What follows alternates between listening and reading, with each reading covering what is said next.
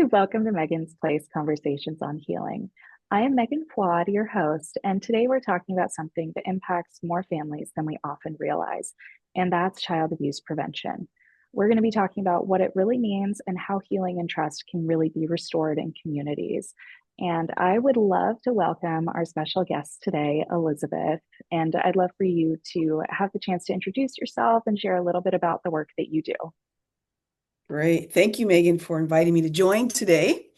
And so, as Megan expressed, my name is Elizabeth Stewart. I'm a licensed marriage and family therapist. I've done multiple roles. I've facilitated multiple roles in Santa Clara County over the last 30 years. And I'm just glad to be able to talk a little bit about my role with child welfare and community-based prevention and the importance of community being able to be a part of the solution when it comes to child abuse prevention. I love that. Just the term like being part of that solution. I feel like it's so important in the work that we do as therapists and the work that you do as well with child abuse prevention.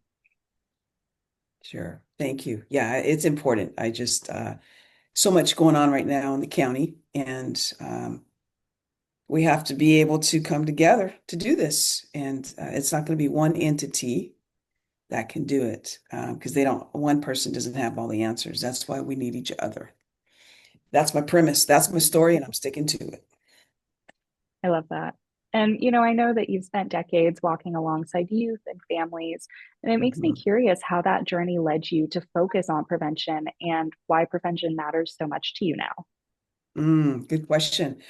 So over the years, in doing community-based work, and as well as working in like juvenile halls, working in collaboration with mental health and DFCS, then actually doing some work within DFCS, that lens and even school-based, right? That what we find is that when a child's behavior is disruptive and is interrupting their daily functioning, interrupting family, we tend to focus on the behavior, not the need underneath the need.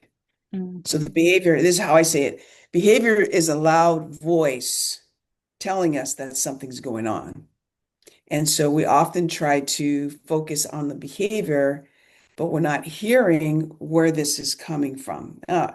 As professionals and as school systems and as county systems, there's been progress to move towards an understanding of the behavior, what the triggers are, what the antecedents are, da da da. So there's been progress moving towards that. But I think where we've fallen short is understanding the importance of getting ahead of the crisis before the crisis happens. And that's what I mean by true prevention. And it's really historically, as a community, as a nation, we're very reactive, but we're not as proactive in thinking through. And part of that is because generation after generation, if you think about the 60s and the 50s and the civil rights and all that was happening, that was in response to all the harms that were perpetrated. Well, we know now that it's 20, we're in the 21st century now, 2020, that we know that we don't have to wait till somebody gets murdered to start implementing strategies, processes, and mechanisms to address emotional, mental, and physical safety in the community. And how do we help perpetrators drop their gun before they take a shot? So that's what I mean by upstream prevention. And it's very complex and yet fundamental at the same time because people are going to make the most changes in the context of relationships. And that's where community and civic leaders and our state leaders and our government officials need to hone in a lot more as how do we strengthen the relationships that we have? So there's accountability, so there's opportunity for changing narratives and giving people that grace to make the changes that they need to change. So that's absolutely. that's my that's my story on prevention. I'm sticking to it. I mean, I think that's an amazing way to approach it too, because it is so important within our community. And it reminds me a lot, prevention is kind of on the similar lines of, if there's not prevention, at least early intervention Mhm. is like, in my experience with people I've worked with, kind of the best way to go about like working with trauma. Of course, we want to prevent it, but I don't know. I'm curious about your opinions on that too. Early intervention if prevention doesn't work. I think early intervention is always, you can't go wrong with early intervention. If your child gets sick, um, you are going to want to pop that vitamin C in there to help get that cold, right, taken care of. Let's build their immunity, get them sleep, that good old collagen and chicken soup, right? You want to intervene as soon as you find out what's going on. But then the other scenario is, in order to prevent a cold, I'm going to do my best to make sure that my child has a jacket, that my child's in an atmosphere in school that is not filled with all kinds of other stuff going on that potentially could break down his immune system. So there are two parts to this. And I think we have enough information in this day and age versus 50 years ago. We have more information now to say we know what needs to be in place in order for environments to be safe, Yeah. right? So that's that preventative work. You cannot go wrong with intervention. Um, However, sometimes intervention can be at the later part of the crisis. And that's where that's where, as a nation and as a county, we're really struggling right now. So crisis is always an opportunity to learn, and that's a good thing. But when it's costing families dollars, lives, and safety, then we got to shift around and look a little differently at this. So, yep. That makes a lot of sense. And, it brings me into this idea. Obviously, it is a system. And I know a lot of families impacted by the system might carry mistrust for it. And so I'm curious Mm. from your experience, what helps begin rebuilding that trust in a way that feels safe and genuine for the people impacted?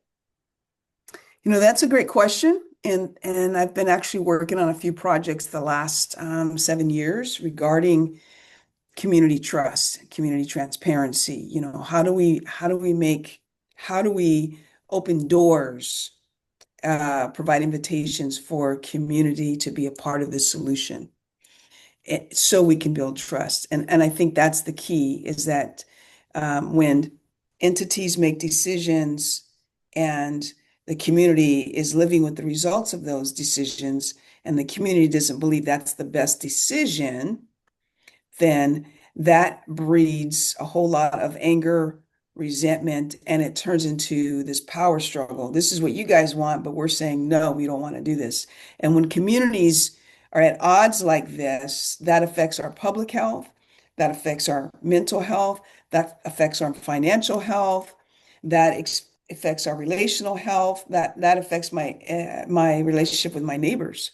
Why? Because we're posturing ourselves in different ways. And so we all agree over here, and then we all agree over here, but we're not all coming together. And a house divided, a community divided cannot stand. And we are actually seeing this in real time today. So the importance of transparency, the importance of hearing the voice of the community, and then being transparent in what we can do and what we cannot do. I mean, being truthful and saying, we did make a mistake here. Okay. And community, we need your partnership so we don't do this again. I'm not saying that they can step in and make legal choices that a legal entity has to make. I'm not saying that they can step in and make a choice that a community-based organization can make. What I am saying is that I invite you to the table. I want to learn from you, and I'm hoping you can learn from me. And then how do we share the risk so it's not always finger pointing, but this is where we succeeded and this is where we struggled, and we have to come back to the table again. That's a very key principle in knowing how to facilitate a group of minds and community a group to move from point A to point B. There's a dance I call facilitation that you know how to hear and acknowledge and convene via communication and face to face, and not always meetings that are behind, a camera. Sometimes you have to be in the room with each other face to face and get to feel each other beyond the camera. And so these are different strategies in terms of building trust, listening, being transparent, holding yourself accountable, seeing us as a team. And when we win together. And when we struggle or when we lose something, we lose together, but we did it together. Absolutely. And I think that that point of one being transparent and also the point of Mhm. integrating the community in the decisions that you make, we're all in it Yes. together. And, Yes. I feel like it reminds me a lot of how I approach like client work. It's, I'm not the expert in their journey. I want to hear what they have to That's say. right. That's right. And it's kind of the same idea with the community. They are the experts That's in right. what their experience has been. You might be the Yes. expert in something else, but bringing in their voices can be so impactful and so important in developing programs and making sure that they actually are a success. That's right. That's right. And why and you said it really well. That's important because when people make decisions on behalf of other people, and that decision you make, I have to live with. Talk about child abuse prevention. That decision that an adult makes and that child has to live with it. What power does that child have? None, really. Now you got all these people calling me, asking me questions. What do I want to do? I need you to follow these rules and directions, and I need you to do all these things. Now that you're in our system or systems, whether it's school, probation, child welfare, mental health, the child has to navigate around what all these adults are saying and asking them to do.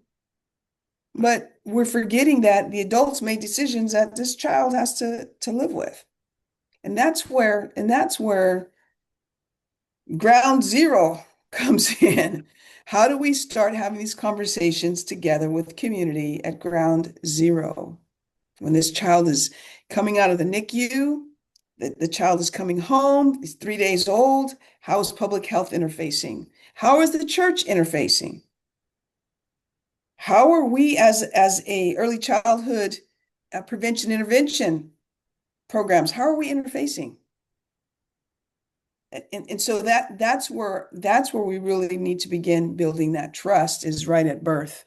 Even and I mean I can even say even before birth.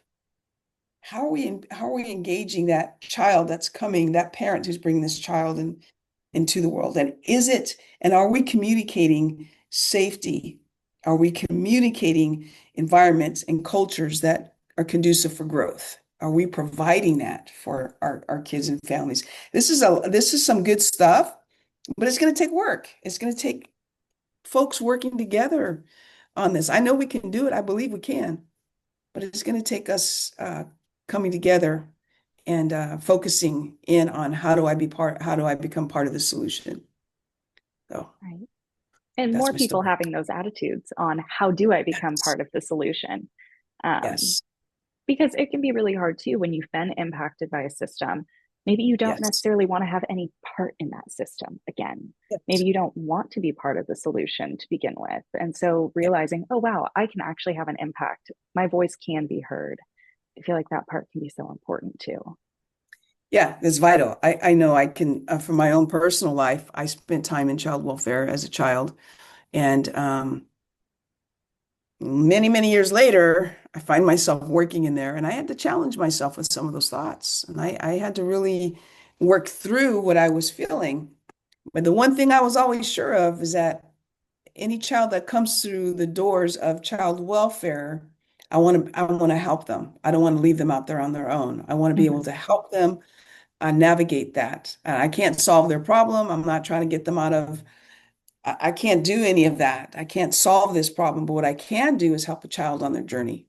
And that's where I Right. become a part of this. That's where I can become a part of the solution. But yes, I had to wrestle with my thoughts around and my feelings around working within the system. Yeah. Yeah, That part can be really difficult. And thank you for sharing that experience too. sure, sure. I always, it's along the lines of transparency, right? Exactly. And I let my colleagues and my managers and my supervisors know, hey, hey, hey, I hear you guys saying some stuff, but nope, we're missing it on that one. I can tell you from my own experience. Right. And so it was nice that they were able to listen at times, and at times, they had to do their child welfare decision-making process. And, I can do what I can do. Uh, but just remember, adults, you're making decisions that people are living with. And hopefully you want to make those decisions together. So Collaboration. yes, collaboration and shared risk. Absolutely. And, Shared risk. it makes me wonder at this point, is there anything else that you feel like it's important for our listeners to know about either the work you've done or experiences you've had? I'd love to just open the floor to you and give you that opportunity if there's anything that you feel like you want to say. I want to say that working with kids and families in the role that we do as therapists, as service providers, that we have to be mindful and continue to be mindful of the fact that this is a privilege that we get to sit in spaces to be able to help people move from point A to point B or achieve their goals or to go from, loss to gains, to help families get fulfilled in the meaning of their family and their life. It's important that we're not making, and any service provider, that we're not trying to frame for the family what they're supposed to be like, but we're helping them discover who they are. And even if they have a belief system that's different than ours or mine, I'll say mine. My point is that I'm here to serve. And that's the posture that we have to continue to take. I'm not trying to make somebody be the way I think they should be. What does healthy look like? I think we all have a pretty standard understanding of what healthy um, looks like. And in some cultures, it may be a little different. But nevertheless, how do we help them achieve? Love is a language. I don't have to speak Spanish to show you that I care. I don't have to speak Vietnamese to show you that I care, right? Love is a universal language. That's right. And so how do I continue to nurture that? And then number two really is, how do I advocate for what's right and what's just? And I think often we miss opportunities to vote. We miss opportunities to get involved in the community and say, hey, what can I do? What is my part in this big scheme of things here? What is my part? And so getting involved and knowing and making your voice heard, and then taking action to do things that would represent righteousness and justice. Because at the end of the day, that's God's heart, righteousness and justice. And I will say that in any public platform. When I can do righteousness and justice, we're going to have a better, fruitful path forward. That's my story, and I'm sticking to it. I love that. And, I can't thank you enough for sharing what you did today and giving us a piece of your wisdom from these amazing years of experience that you've had working with child abuse prevention. And, from your perspective as a therapist as well, I think you bring such a wealth of knowledge. And I thank you for sharing it. Thank you for having me today. I appreciate it. Appreciate the opportunity. Thank you. And this was Megan's Place Conversations on Healing. We will be having another conversation on the Monday after next at 10 a.m. So stay tuned.